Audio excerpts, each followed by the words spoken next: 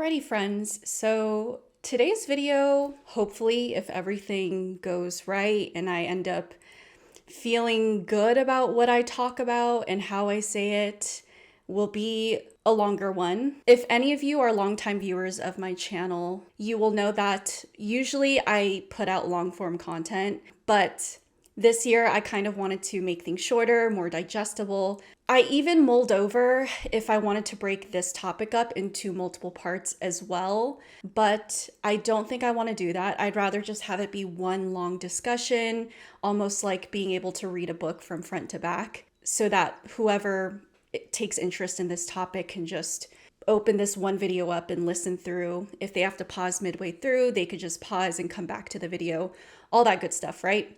But all of this to say, today I wanted to actually sit down and take the time to talk about the experience I had growing up as an Asian American who was later diagnosed with ADHD. For those of you who don't know what ADHD is, it's just a little short acronym, I think that's the right word, for someone who has autism and ADHD. I feel like that experience is very, very specific. And of course, when we're talking about neurodivergence, we need more people in conversation that includes intersectionality. And so this has actually been a topic I wanted to talk about for a long time, trust me.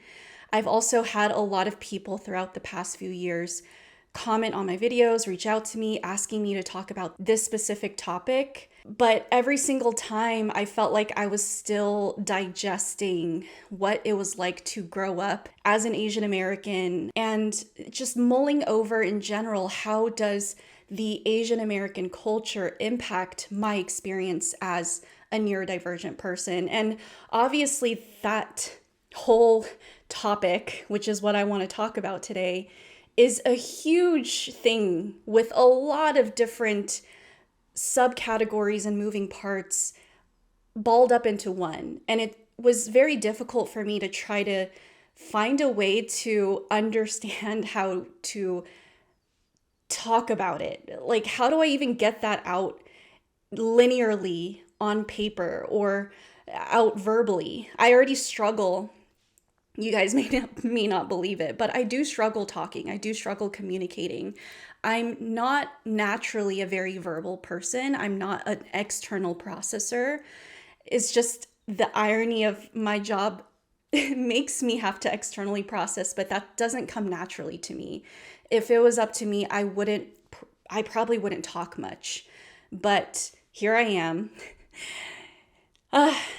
Ready maybe to take on this subject. Hopefully I could do it justice, not for anyone other than myself, but I just want to make sure that I'm communicating everything that sits in my head, sits in my body, sits in all of these memories that's piled up in my head over my whole lifetime. Because today's video is longer, I want to introduce the 4 parts of this video. I think when there's a longer video, sometimes, especially for my autistic folks, we appreciate knowing ahead of time what to expect in the video and what we're going to be digesting. So the first part, I want to go over the things about Asian culture that I appreciate, because I'm kind of trying to do that thing where before you go into the criticisms and all that kind of stuff, you start off with a compliment type of a thing. What are they called? Like a compliment sandwich. So I want to go in with the compliments first, things about my culture that I actually really do value and appreciate. And then the rest of the video is going to be about me basically deconstructing how my Asian culture has negatively impacted me as a person, especially as a neurodivergent person, and why I think that happened. So it's kind of going into my sociological observations in a sense, and then interlaced with that, some personal anecdotes and experiences with that. So again, the first thing is the compliments, the things I enjoy about my culture. The second thing I want to go over is basically my sociological observations of why Asian culture negatively impacts being a neurodivergent person. The third thing I want to talk about is why that makes neurodivergence harder to diagnose. And then the last thing I want to talk about is basically personal anecdotes, why I didn't necessarily fit in very well into Asian culture, Asian communities, things like that. So, are we good to go, friends? I think I did a pretty good job at giving you guys my thesis statement. I oftentimes struggle with that. But before I get into it, I want to put a quick disclaimer out there, even though oftentimes the people these disclaimers are for don't care to actually understand and listen to my disclaimers. They'll just go into my comment section and type a bunch of bullshit, and then I end up blocking them.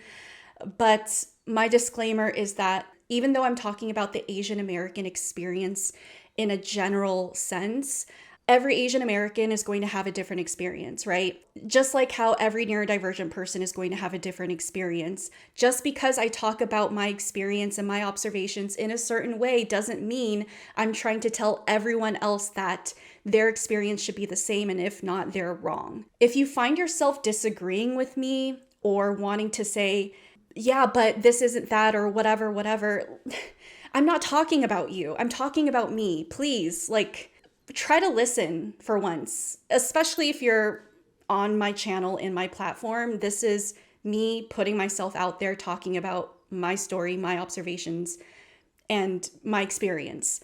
I'm not sharing my observations or experience to see whether or not you agree with me.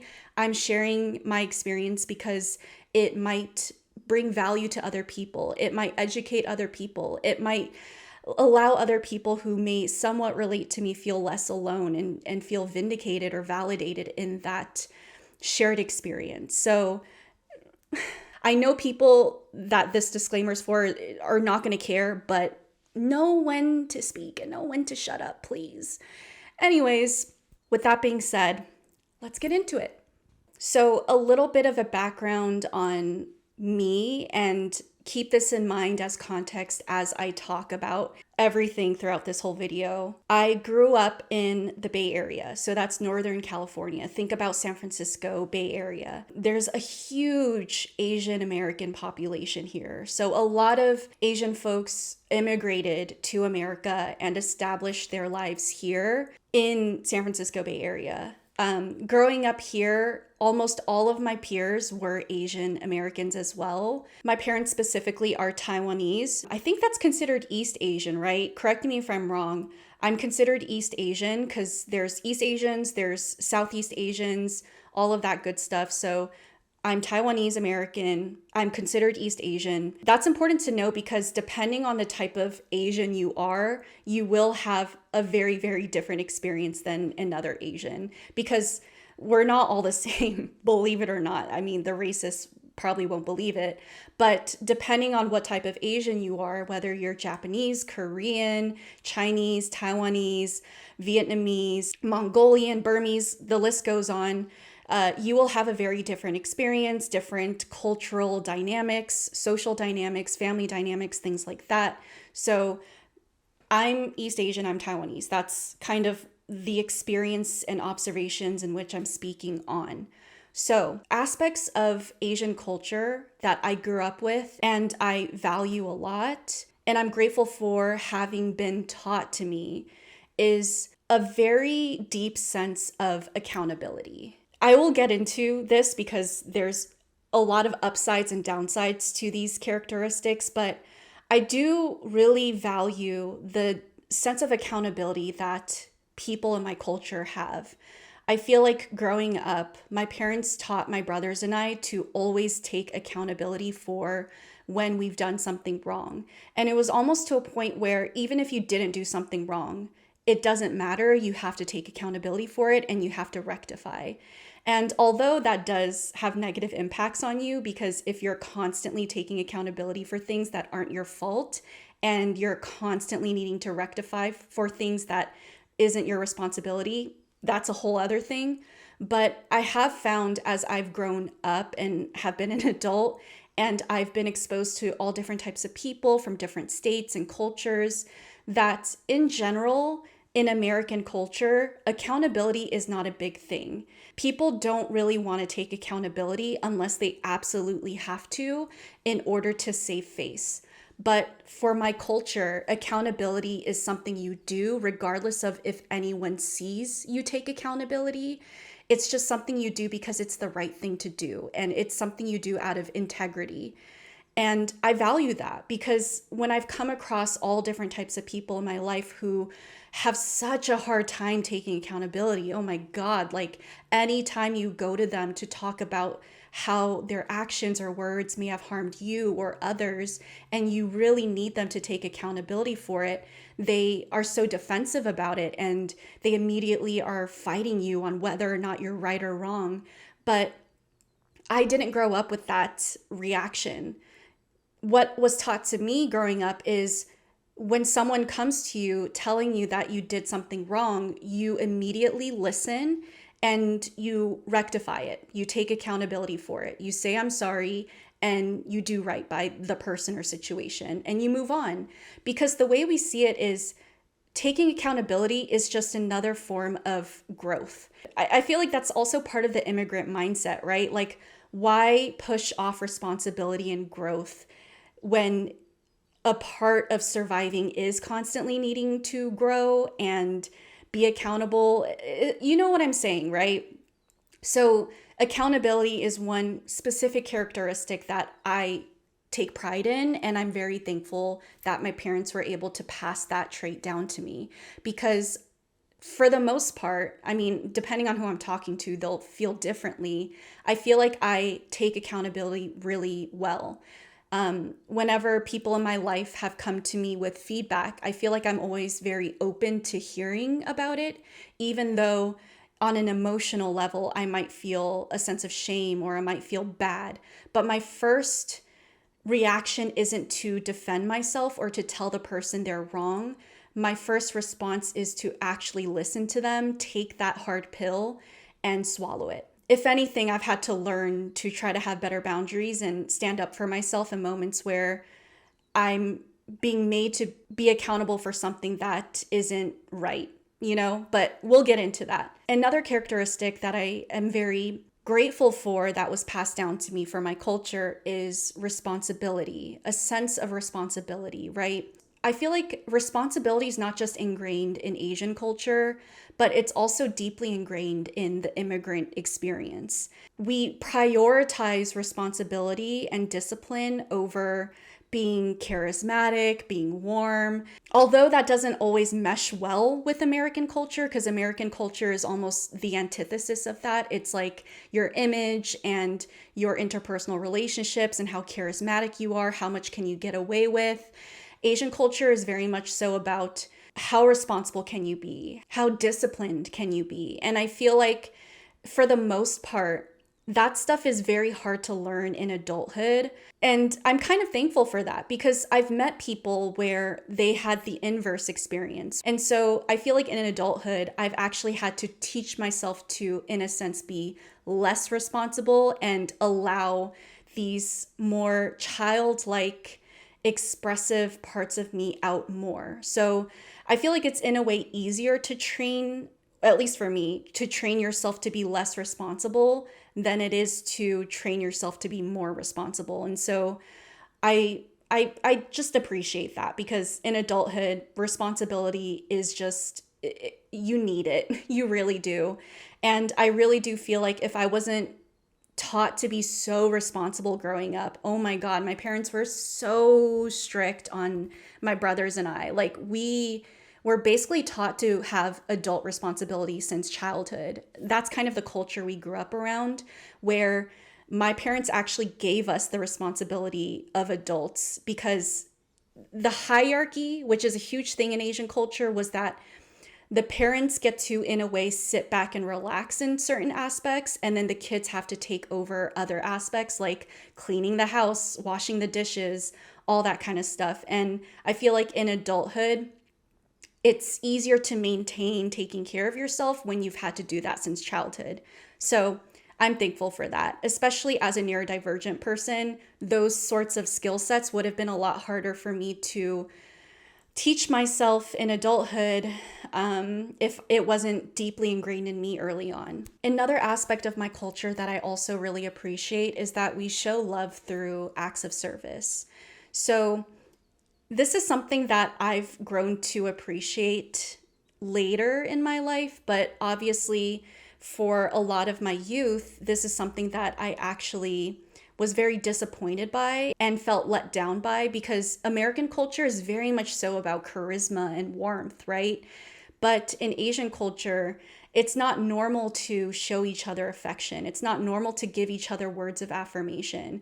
Growing up, I didn't hear my parents tell me that they love me. Even now in adulthood, it's not normal or practiced for me to tell my parents I love them or for them to tell me they love me. I mean, a lot of people might think this is sad, and in some senses it is, right? I've never told my parents I love them, and I'm 29 years old. And I guarantee you I'm not the only one. This is just a norm of Asian culture. I'm not going to say all Asians are going to experience this, but a lot more Asian Americans than you think will experience this. I've never told my parents I love them. They don't tell me they love me. And it doesn't mean we don't love each other. And this is why it's so important to talk about intersectionality, because for other people from different cultures, that fact might be so crazy for them. Like, they might think that is the saddest thing ever. But let me tell you something. The way that Asians will show their love to their family members through acts of service is insane. They show their love through showing up for you and paying attention to the little details and simply considering you. That is how they show their love. Yes, my parents might not tell me that they love me, but for example, when my mom comes over to my apartment, she might notice little things like I'm low on toilet paper or I'm low on toothpaste. And then the next time she comes over to my apartment, she has a bag full of toothpaste and toilet paper, and I never had to ask her to get it. You know, those are the little ways that Asians show each other that they love each other. It just takes the willingness to see other people's love language enough for you to actually receive it as such. And I feel like because I grew up in American culture, I wasn't really able to appreciate that sort of love language, because growing up on TV, I saw all the American white kids having their parents, barbecue with them and throw the football around and like being almost like friends and talking to each other like friends and hugging each other and saying, I love you, and kissing each other on the cheek and whatnot. And I'm like, why aren't my parents like this? But, my parents show love through showing up. If I'm sick, if I'm recovering from surgery, my dad and his wife will come over with bags full of nutritious food so that I don't have to cook for myself, and I have something nutritious to eat for a whole week, and my body has the nutrition it needs to actually recover. These are the ways that Asian people tend to show up and show love. And I really, really value that, because as I get older, I realize that action really does speak louder than words. And even talking about that makes me emotional, especially as I've met more and more people who come from family backgrounds where their family will say all of the sweetest things, the most encouraging things that I would have wished to hear as a kid. But at the end of the day, their family doesn't show up for them when it matters. I see those types of experiences and I'm like, wow, that is so different from what I've experienced, because I'm like the opposite. When it really, really does matter, I know my parents will show up. I know my family will show up. And that is something I am so grateful for. I'm not going to talk more about that, or else I'm going to start sobbing. And you guys don't need to see me cry, as much as I know some of you will probably like that.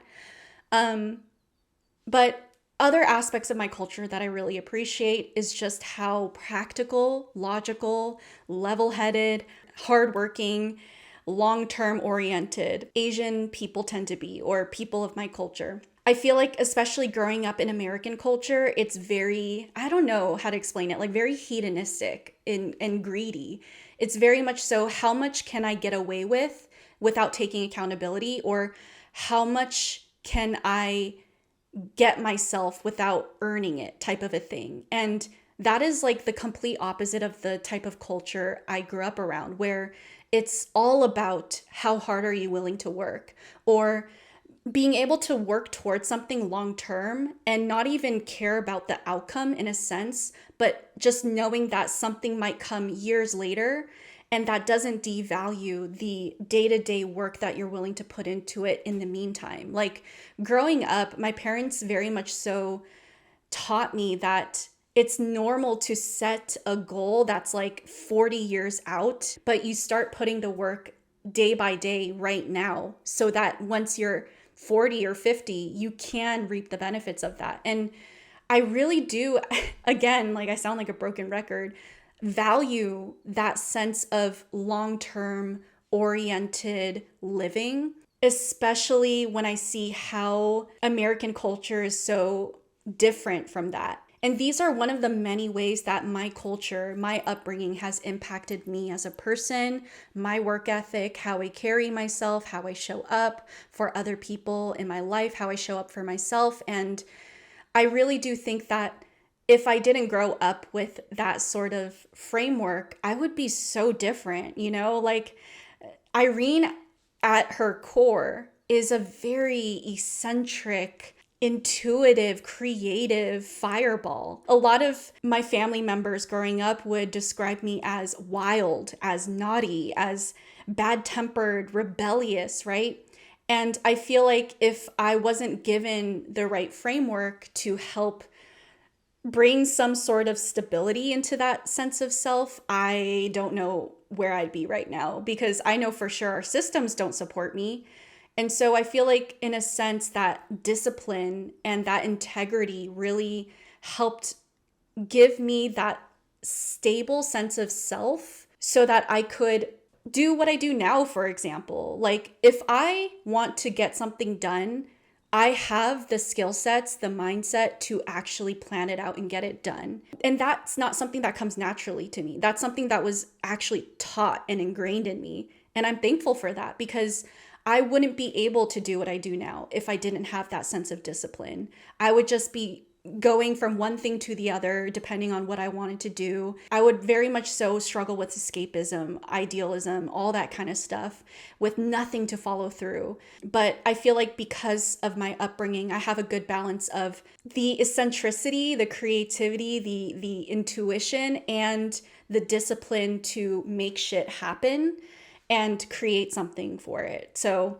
that's why I'm able to build the platform I was able to build on YouTube and do all these other things, is because of that discipline that was ingrained in me.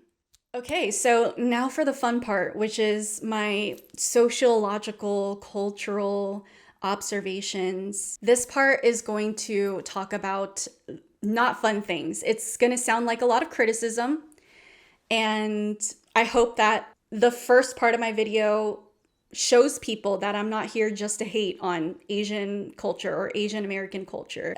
I want to be able to show that I'm viewing it from all points. I see the good, the bad, and the neutral. So if I could kind of condense down Asian American culture into one word that kind of summarizes all the ways in which Asian American culture negatively impacts a neurodivergent person, is assimilation. Assimilation is the root to a lot of our suffering. It is also the exact anecdote to why a lot of us have been able to survive, as you've learned in all of the positive ways that my culture has influenced me. But assimilation, I find, has been deeply, deeply ingrained into my very existence since childhood. It wasn't until I was diagnosed with ADHD and autism where I started to really go back and reprocess all of the ways that my culture has impacted me as a person growing up, and view it from a lens of, okay, how has it impacted me as a neurodivergent person? And what I've come to realize is that neurodivergent people already struggle with the need to assimilate in order to survive, regardless of what culture you come from, because our culture is neurotypical. So neurodivergent folks, regardless of your race or ethnicity or culture will feel the need to assimilate, to mask. And what I've come to realize is that growing up as an Asian American, where the foundation of how we survive is how can we best assimilate, it almost exacerbated the need to assimilate for me because I needed to learn how to assimilate as a person and as a neurodivergent person. And so this is why I'm so passionate about unmasking, because I've had to really, really, really hardcore deconstruct all the ways in which I've assimilated and have been taught to assimilate and continue to assimilate, but don't want to assimilate anymore. And it's like all of these very thick, heavy layers of assimilation that I've been trying to shed again and again over the past few years. And it's intense. What I've come to realize, and it really, really hurts me to say this, but sometimes the truth hurts. I've realized that Asian American culture can oftentimes enable all of the most harmful systems in the world: racism, capitalism, ableism, misogyny. Asian American culture inherently enables all of these very harmful and oppressive systems. And it makes sense because it is ingrained in how we want to survive. Something that I've observed very, very often growing up is other Asian American people sucking up to people in power, whether that's an authority figure like a boss, a teacher, whether that's someone who's white, whether that's someone who's a man. I've seen this unspoken thing where other Asian Americans will look down on, be more critical of, and actively compete with people of color, especially other Asian Americans, while simultaneously sucking up to and trying to befriend, enable people in power in hopes of having a little bit of the power that they have. So they're not going to compete for the power with these people. They just want to be a part of their world so that they could have a smidgen of their power, because that's a part of assimilation. Is I'm not trying to be the one in charge. I'm just trying to be the best one that fits in, that's better than everyone else, so that I could be the right-hand man to the person in power. You know what I'm saying? Because if you're the person in power, you're also a target in a sense. And I find that other Asian Americans have a tendency to not want to be in the spotlight, not want to be the one in power, because we're taught to just be like the best working man ever. There's this sociological phenomenon where out of all the people of color, Asian Americans are said to be the best because we listen more, we don't cause problems, we overachieve, we're quiet, all that kind of stuff. And I don't know, there's just something so off about that. Especially because I'm Asian American myself. So it's always so interesting for me to see another Asian American treat me a certain way. But when they come across, let's say, a white person, they're completely different. I've oftentimes seen Asian Americans treat me very harshly. They're very critical of me. Maybe they'll actively try to sabotage me or compete with me. It's so weird. There's this underlying layer of competitiveness that is just there, where let's say you're in a room and there's only you and one other Asian American. I feel like they don't really want to talk to you or befriend you, and you could tell that they're paying attention to other people, and those other people are oftentimes white or have some sort of power, whether that's money, whether that's status, whatever it is. And as well, I've seen Asian Americans behind closed doors be so harsh on other people of color, Black folks, Mexican folks, whatever it is, while simultaneously excusing and idealizing white people. It's so bizarre. And that is how deep that assimilation culture runs in Asian American folks. Again, I want to highlight that not all Asian Americans are like this, but a lot of the Asian Americans I grew up around had essences of this. And it was very disappointing for me to witness and experience. Another aspect of assimilation culture is the ableism, right? Ableism in Asian American culture comes out in a way where you cannot express yourself, because expressing yourself in any sort of capacity, it's seen as unreasonable. And that kind of goes into capitalism, right? If it's not monetizable, then why put effort into it? Growing up around other Asian Americans who are very competitive, very high achieving, everyone's thinking about the college they're going to get into as kids. Like, that's not normal. In high school, everyone was in these after school SAT prep classes. Everyone did extracurriculars, not because they wanted to, but because it would look better on college applications. Like, that is the culture I grew up around. And so when you come from a very high achieving culture or background, when you talk about creativity, when you talk about emotions, unless you could find a way to monetize that or gain status from that, people in Asian culture won't respect it. They will actually actively look down on you for being an emotional person, for being a creative person. I'm a creative and emotional person. I am not a studious person. So growing up, I was constantly being taught to suppress those aspects of myself because it just like, it wasn't containable and it wasn't monetizable. And I think a part of that is also ableist in a way, because when you're emotional or when you express yourself in a more creative or intuitive way, people have a tendency to think that you're crazy. People tend to think that you're unreasonable. People tend to think that you're not well socialized. And that goes into just a lot of the characteristics that neurodivergent people have, or people with depression, anxiety, whatever it is. If you exhibit anything other than the ability to make money and assimilate 100%, people are going to identify you as a problem. It's like your body identifying a disease and wanting to send the white blood cells to fight it off. Like, Asian folks will very, very quickly identify when you're not assimilating right, and they will be sure to try to get you to assimilate as much as possible. Which, I mean, a lot of my childhood was just adults in my life, even my own peers, breaking me down over and over again to better assimilate. Growing up with two older brothers that are very, very much so like the gold standard of Asian boys. So they were very smart, studious, they went to good colleges, they got their degrees, they have stable jobs. I feel like because of that, and because I've always been so different, my parents eventually gave up on me in a sense in trying to get me to assimilate.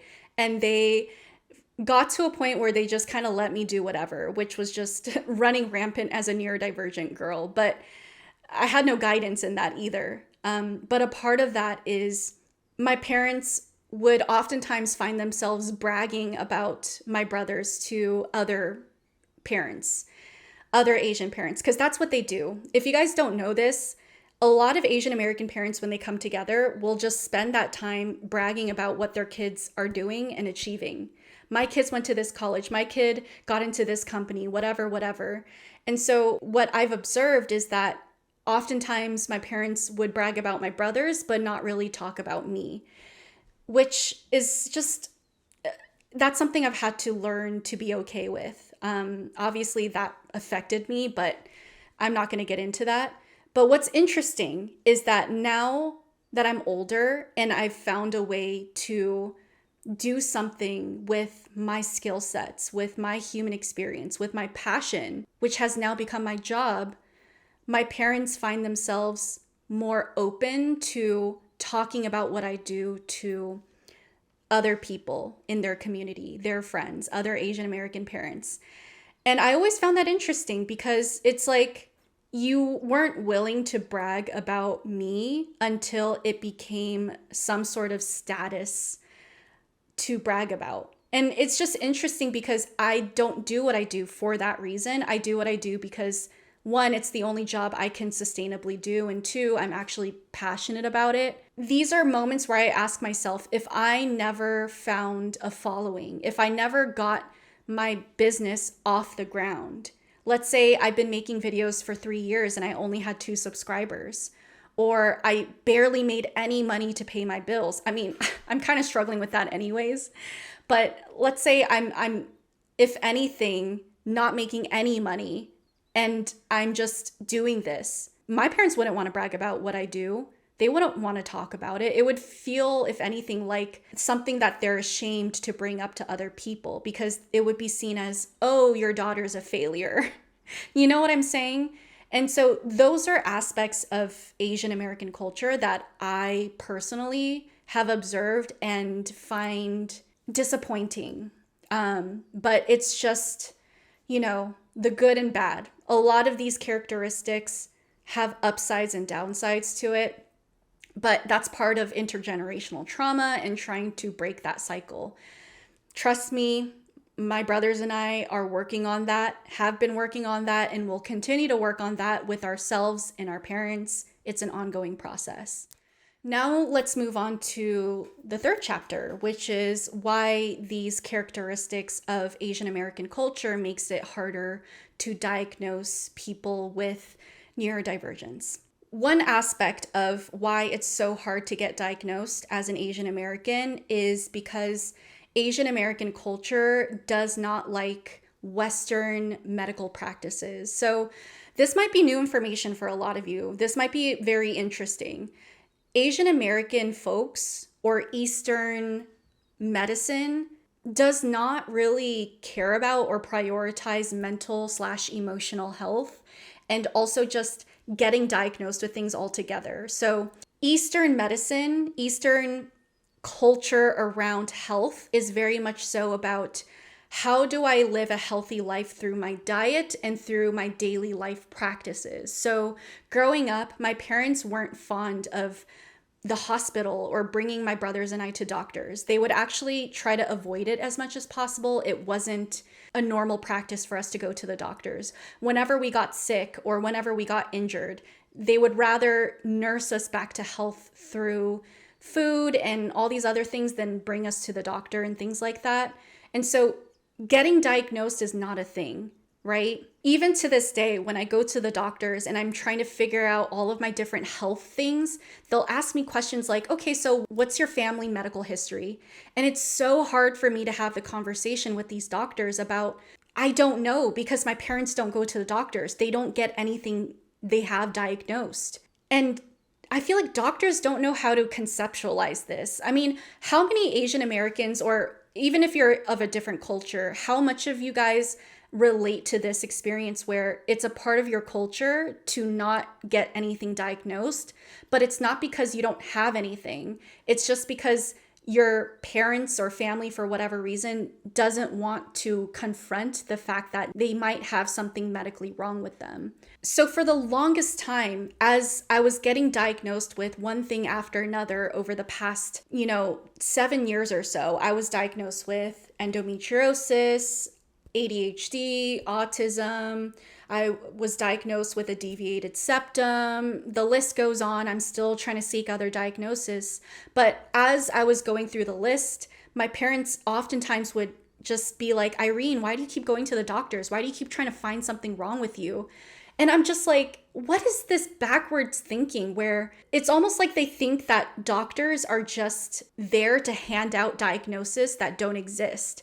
Like there's a disconnect for a lot of Asian Americans of my parents' age and generation where you go to the doctor because there's something wrong with you. The doctor just helps you with an issue that already exists. They don't cause an issue. You know what I'm saying? So even to this day, I'll hear even my dad say things like, oh, I don't go to the doctor because they'll always find something wrong with you. And I'm like, because there's something wrong with you. If you didn't have something wrong with you, they wouldn't tell you anything. You know what I'm saying? And so I feel like this general culture around avoiding doctors getting diagnosis is oftentimes why a lot of Asian Americans do struggle with getting diagnosed, because we just don't practice going to the doctors. We don't practice the need to go seek out diagnosis and get help for it, get treated for it, or whatever it is. This affects us also in ways where when we do go to the doctors, it's hard to communicate what our symptoms are, what we're looking for. We don't know the culture around going to the hospital and talking to a doctor and things like that. It honestly took me so many years of trying and talking to different doctors to start to get the hang of how that conversation goes. What is it like to talk about your symptoms? What is it like to advocate for yourself when you're talking to a doctor? Because not only are you not practiced in that sort of conversation, but when you're used to assimilating and you see a doctor who's very high status, who's very smart, your Asian American assimilation tactics come into play where you're like, I'm not allowed to advocate for myself. I'm supposed to just listen to everything the doctor's saying. I'm not allowed to correct them. I'm not allowed to speak up. So there's a lot of ways in which my Asian culture has impacted me in all of these areas of my life, including how I navigate the medical system. And advocating for yourself is so important in the American medical system. It really is, especially when you're neurodivergent, especially if you're a woman, especially if you're a person of color. When you're taught to only assimilate and mask, it's hard to advocate for yourself. And so I had to learn the hard way through many, many moments of being disregarded, of being laughed at, demeaned in the medical system, to get to a point where I learned or taught myself the skill sets of what it means to speak up, advocate for myself, and in moments, check my doctors when they're not doing something that's okay. You know, saying things like, I want you to listen more. I want you to ask me more questions. This is what I want from you. I don't want this from you. Just to make sure, are you denying me care right now by not doing this procedure? You know, those are skill sets that I'm only now coming across in my later 20s, after years of trying to navigate that myself. And as you can tell, when you struggle with assimilation in every area of your life, it makes it harder to get diagnosed with neurodivergence because you don't know who you are. Your behaviors aren't yours anymore, especially when you're an adult. You've been actively trained out of being your human, authentic self. All of you, your identity, who you are, what you do, how you respond, is just a culmination of what the external world expects of you. And so you end up being that A+ student, in a sense, in every aspect. School, work, therapist office, friends, family, the doctor's office. And so if you go to the doctor's office or you go into an assessor's office and they're asking questions, assessing you, observing you, and all you could do is act as perfect as possible, obviously it's going to be hard to diagnose you because a lot of the times assessors are looking for how disordered you are. And when your whole identity, your whole existence is based off of how capable you can be, how much you can persevere, and how effective of a person you could be, and how much of your disorders you can actively suppress and ignore, that makes getting diagnosed with anything essentially impossible. You know what I'm saying? So, for example, if you live with chronic pain, but you learned to still do everything you need to do in life as if you don't have chronic pain, you're going to look like a normal person to everyone else. And everyone else won't understand how much your chronic pain affects you except you, because you're the one feeling it. That is basically what it's like to live with neurodivergence as an Asian American. And going in for assessment oftentimes takes a lot of unpacking on our end of who you actually are outside of your assimilation masks, your assimilation behaviors, and trying to understand who you actually are. And once all of that information comes out, you get to see, oh, what aspects of my authentic self is the neurodivergence? A huge part of what a lot of Asian Americans have to do, and I'm sure a lot of other people of color have to do in general, is get yourself to stop assimilating and masking as much, stop overachieving, stop overcompensating, and allow yourself to actually be yourself, which means There's aspects of yourself that are not going to be able to meet certain standards. There's going to be aspects of yourself that isn't going to be monetizable, that isn't high performing, that is weak sometimes and whatnot. So what are those actual parts of yourself that are disordered, that are disabled, and would actually need help, and is actually what would help you get diagnosed?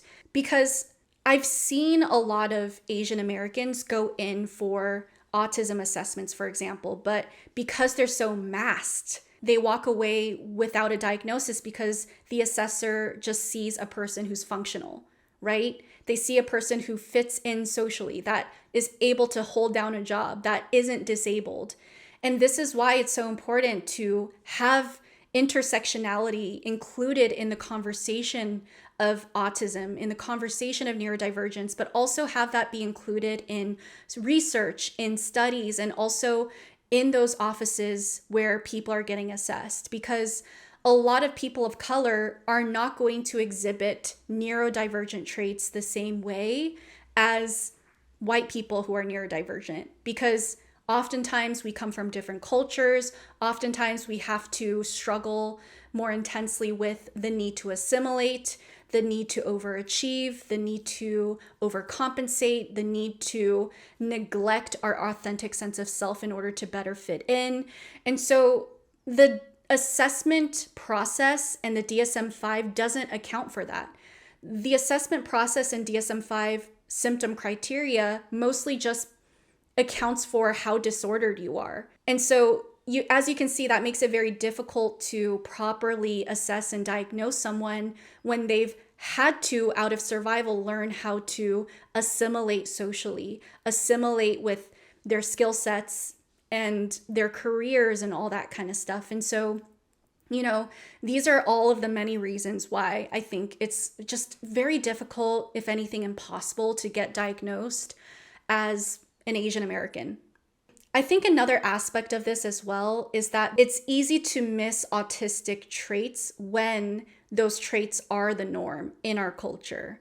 So for example, because discipline and rigidity is somewhat normal in our culture and it's encouraged, if anything, I think for a lot of Asian folks, it could be hard to see themselves as, let's say, autistic and as rigid or as a very routine black and white person when, as a whole, Asian people or people within Asian culture are very routine, very rigid about things. And so it's easier to say things like, oh, that's just how everyone is, right? A lot of Asian people I grew up around are super routine with certain things. They have to have things a certain way. They're very disciplined. And so it's easy to pass autistic traits off as Asian traits that comes from our culture, rather than seeing it for what it is, which is just your autistic traits. And sometimes those traits just cross over. Yes, for the most part, a lot of Asian people can be rigid and very routine based, and also autistic folks can be like that as well. It doesn't mean all Asians or all autistics are going to be like that, but there is that overlap. But as a whole, from what I've observed, a lot of Asian folks who are assimilated to cultural norms can tend to miss the autism because they see their autistic characteristics as just a norm, being surrounded by other Asian folks who have those same characteristics who may not be autistic, but because they're very similar, the autistic Asian person doesn't even realize they're autistic. They don't even question it. It's almost like if you get two triangles next to each other, even though one triangle might be a different shape than the other triangle, just because they're similar in shape, the triangle who's a little bit differently shaped than the other triangles never really question that they're differently shaped. It's just like, oh, we're all triangles.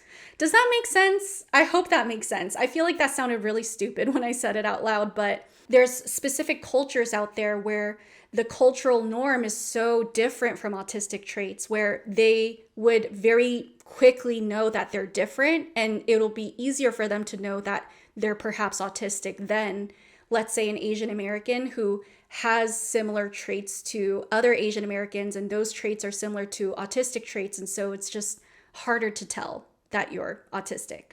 Okay, I think I explained it good enough. I'm ready to move on now.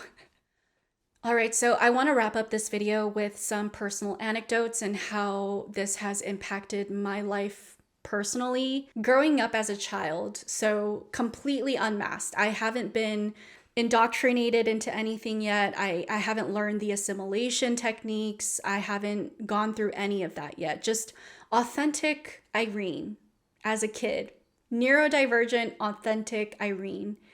I was very, I don't know how to explain it. Like I was very different. And I don't say that in a bolsterous way where I'm trying to brag. It was just objectively true.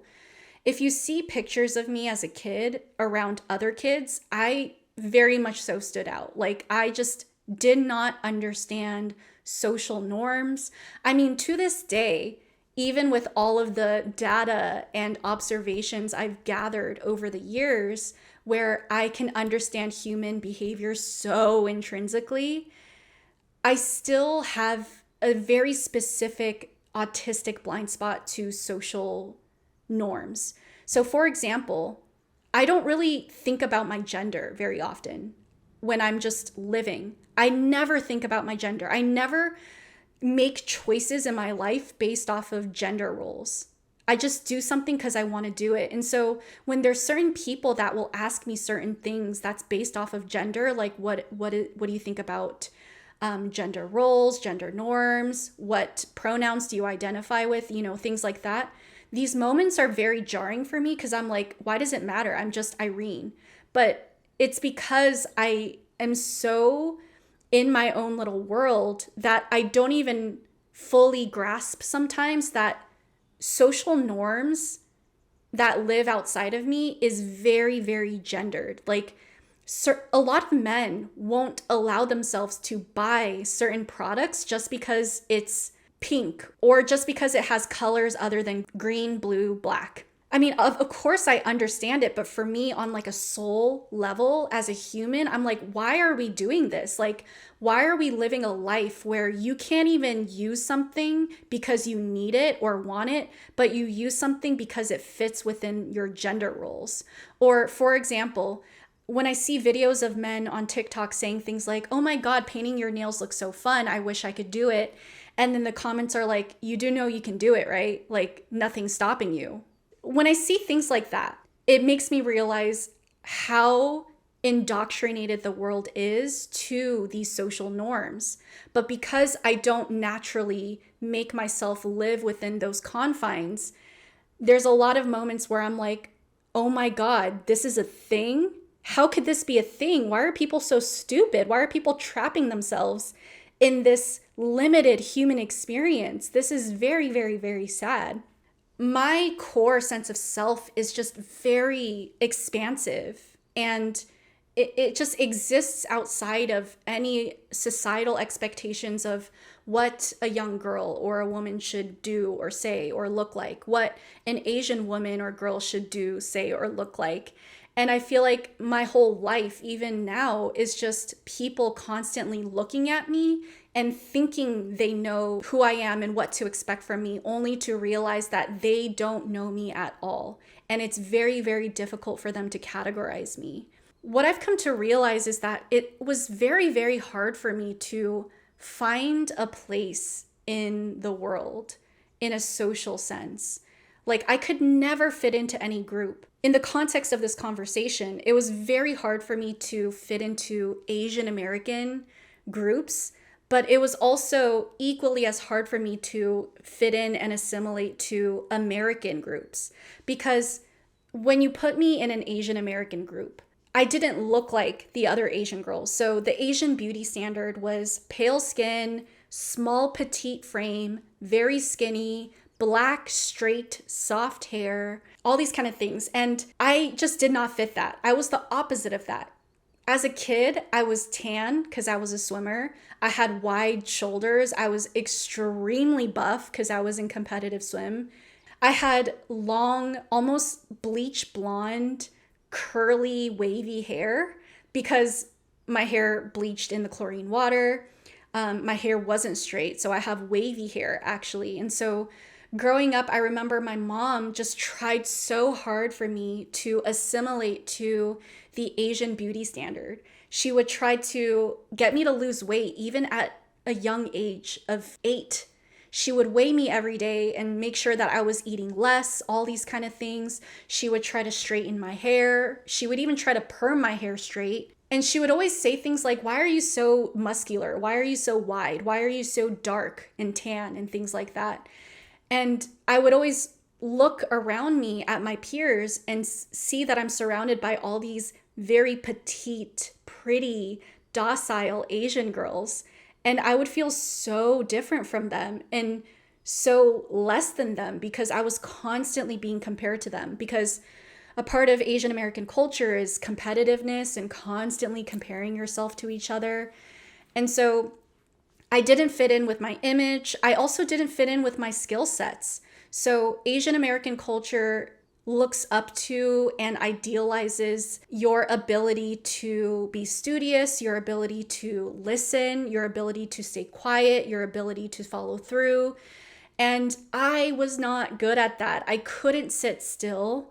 I was not studious at all. I didn't even realize I had learning disabilities until I was diagnosed with my neurodivergence, and I did a bunch of research and I found out that I have learning disabilities like dyscalculia and dyslexia. My whole life, I basically thought that I was just stupid. I didn't know I had learning disabilities. I didn't know that I was just born with skill sets that the world didn't know how to utilize. And still doesn't know how to utilize. Like, our classrooms don't really promote creativity, problem solving, tactile learning, visual learning in any sort of way. It's very much so all about sitting down for hours on end, being quiet, reading something or listening to someone say something. And I basically had such a hard time taking any sort of verbal information and understanding it. And so I went my whole life genuinely believing that I was dumb and stupid. I was never able to get good grades. When I would take math tests, for example, I wouldn't actually solve the math equations. I would just see the multiple choice answers and I would try to create a pattern with the multiple choice answers. Like, if I put A here, that means the next answer shouldn't be A, it should be B. Weird things like that. Like, I was more of a pattern recognizer type of person, but I didn't realize that that was just another type of skill set. I just thought I was dumb and I was like bullshitting my way as much as possible through life, where I learned how to do the bare minimum, which I had to try really hard for, don't get me wrong, so that I could pass classes while still performing way below my other peers. And as well, my personality, the way that I socialized, was not the norm either. I was very, very straightforward. So a lot of feedback that I would get as a kid is that you're extroverted, you're wild. And a lot of people have told me as well that I was inappropriate and mean. So that's actually really surprising. I got a lot of feedback as a kid from other kids or my teachers that I was mean. And looking back on these moments where people would call me mean, it was moments where I was just communicating very straightforward and I wasn't following social norms of, insinuating something or hinting at something. Like, if I had a problem with a kid, I would go up to them and be like, what's your problem? And then confront them about it. And then, moments like that, kids would be like, Irene's bullying me. Or other moments where, let's say, I remember one time I checked out the scary book from the library at my school. You guys know what I'm talking about, right? It's like this thick book of scary stories, and they have all these scary pictures. And I loved that book. But I remember when I checked it out, all of the girls in my class screamed at the book. And at the time, I didn't understand what that meant socially. I just saw that people were screaming and I thought that was funny. And so I brought the book out and then I chased them with the book because I thought it was funny that they were running around screaming. And then they all came back to basically say that I was bullying them.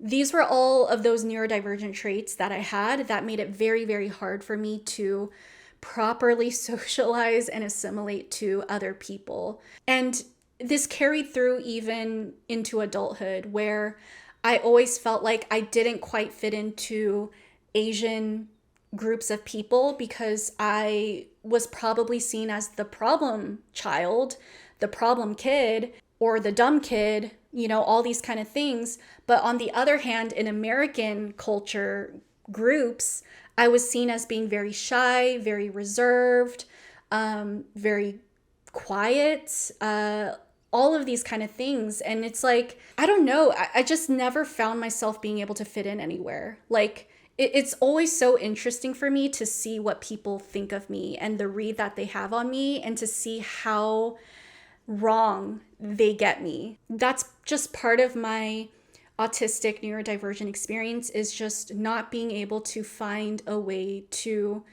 fit in neatly into any sort of community or culture. And I don't know how much of that is just a natural result of who I am, and how much of it is me not necessarily wanting to be a part of any sort of group either. Because I really do think when you get big groups of people together, there's assimilation behaviors that come up that I just can't. I am so bad at assimilating. Like, I just can't bring myself to do it. But yes, you guys, I am damn near about to lose my voice. I've been talking for so long. Oh my gosh. But I think I've actually gone through pretty much everything that I wanted to go through. I'm just looking at my list that I wrote down. I don't know how long this video is going to be. I hope it's not too long. I'm hoping to keep it under 2 hours. But if you guys got to the end, damn, y'all have good attention spans. Good for you. I'm happy. If you guys are Asian Americans and you're neurodivergent as well, I would love to hear your input, your observations. Is there anything about my observations or my experiences that you related to and you want to talk more about? Leave that in the comment section down below. Let's start a conversation. Let's share our experiences, even if you're not Asian American and you come from a different cultural background. I would also be curious to hear if there's anything about my observations or experience that you relate to, because I actually really want to learn about that as well. I always love to hear other people's perspectives of what it's like to grow up as a Black neurodivergent person, a Latino or Latina neurodivergent person, whatever it is. I love learning about different cultures and how that interacts with the neurodivergent experience. So let's just learn about each other's experiences. Let's share our experiences down below. This will be a really great opportunity to just have a conversation about intersectionality in a sense. And if there's anything that I said in today's video or anything that someone shared in the comment section down below that is something that you've learned and is new to you and it's surprising for you, you could share that as well, that you didn't know that this was a thing and it's super interesting for you to learn that it's a thing, all that good stuff. All of this to say, you guys, make sure you take some time today to drink some water, eat some food, and regulate yourselves. I will see you guys on the next one. Take care.